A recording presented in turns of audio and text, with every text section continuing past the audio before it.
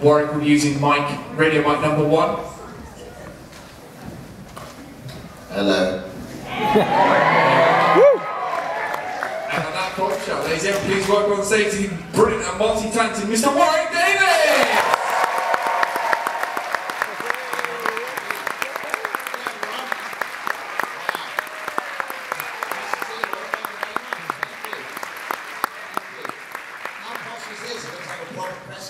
About to occur, but it's just me, I'm afraid, so there you go. Thanks all for being here. Everyone having a good time at MCM Manchester? Yeah. This is always my favourite of the MCM shows to do. I do them in London, Birmingham, and I've also been out to Ireland for a show there. And this one is always my favourite because you guys get into the spirit of it in such a way that you all dress up, and I think that's fantastic. I love to see all your costumes and your cosplay and all that stuff. So very few people cosplay me though, and I can't figure out why. You have very sore knees by the end of the day. I think that's the reason you don't do it. But I've seen a couple of Ewoks here. That's always quite fun. So, so what should we do? First of all, there's a man up there who's really, really proud of this fact. His name's Tony. Where's Tony? It's his birthday today. So, would you be able to say happy birthday to him? Oh well, happy birthday, Tony. Where are you? There you are, mate. How's it going? How old are you? How old are you? I think that's the sore point. You look quite old. Have a good day. What a great place to spend your birthday. Are you delighted? Or are you dragged along by other people? You're the fan, are you? What's up? You're his wife. Well done. Excellent. So who's brought who here? Is it just you two together? And who wanted to come here? Oh, you all did? Okay, good. It wasn't just you getting dragged here on your birthday. And who are you excited to see? Careful how you answer this. You got the whole thing this time? Okay. I'll try not to repeat myself. Excellent. Nice to see you. Happy birthday. Have a good day. Excellent. So, yeah, what should we do? I was just thinking there's been loads of questions. Are there loads of questions? I love it. Yeah, excellent. And I'll do my dance at the end. Okay, good. Don't want it now. I haven't installed it now. I don't know. I didn't rehearse anything. Right, so we're going to kick off the question straight away with this lady here. Hello, first of all, I love you, by the way. Thank you very much, Steve. I also wanted to ask, what's more enjoyable to do? Was it Star Wars, Harry Potter, or going on holiday with Carl? Okay, yeah. Holiday. It was hardly a holiday, but I think Star Wars is so close to me, as in it's the reason I've done anything in my career, because it started when I was 11 on Return of the Jedi, and since then I've had a fantastic career. I've been very, very lucky, and now it's so current again, having worked on Episode 7, Rogue One, Episode 8, and currently, actually now, as of Friday and again tomorrow, working on Han Solo. So it's I think it's got to be my favourite, and I'm a fan. I was a fan when I was 7 years old, when I first saw Star Wars: A New Hope, and have been ever since. And so much of what I do revolves around Star Wars. Be it performing in the films or presenting Star Wars Celebration, appearing at Star Wars weekends. All of these things are, it's actually so close to me all the time. But that's not to say I didn't enjoy travelling around with Carl. That was quite an enlightening experience.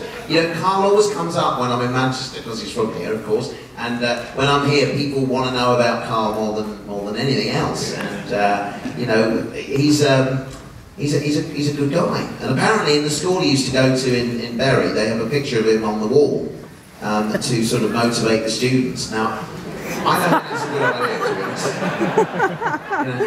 The inspirational Mr. Carl Wilkinson. So, yeah, you've got a lot of kids who are just like, I don't need to do anything now. I can just kind of moan about stuff and I'll be very rich. So, there you go.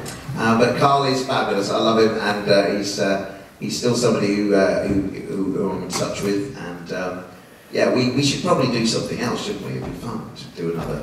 I think travelling around the UK would be quite good, to see him moan about things that are very, very close to where we are. Do you know what I mean? Maybe he could show me around Manchester one day. I don't know. Maybe you should come to a Comic-Con and you get to cosplay. Oh, it would do his head in, wouldn't it? I mean, imagine that. He doesn't like dressing up. He doesn't like doing that. Okay, good question. Thank you. Who have we got? We've got Ursula here, the Sea Witch. Oh, yeah, she is. Yes, very good indeed. Hello. Hello. Your bath's going to be a right mess later. Straight to that. It doesn't go all the way down. There'll be a tide mark. Well, no, I wasn't thinking about that. Bit too much info though. I've just had a picture in my mind now, which I don't want. Thanks for that. Okay, what's your question? Obviously, you will be given lots of scripts to look at and lots of things will come across your path. Is there anything that's ever been put in front of you that you've gone, nah, this looks a bit crap actually, and turned it down, and then it's been huge and you thought, I've made a massive mistake here, a huge error in judgment? I mean, yeah, you do get things that come off across your path that, you know, you think, oh, not sure about this one. And then you go and do it, and they're called Leprechaun, you know. That script arrived on my doorstep at a very opportune moment for the producers, because it was a moment when, in the early 90s, when I hadn't worked for about 6 months, right? There was nothing at all. And I was thinking, I need to think about maybe another job here, because this, you know, obviously the kind of acting stuff has dried up, there's no more work. And this script landed literally on the doormat, and I looked at it, I was like, oh, it's a movie, it's a script.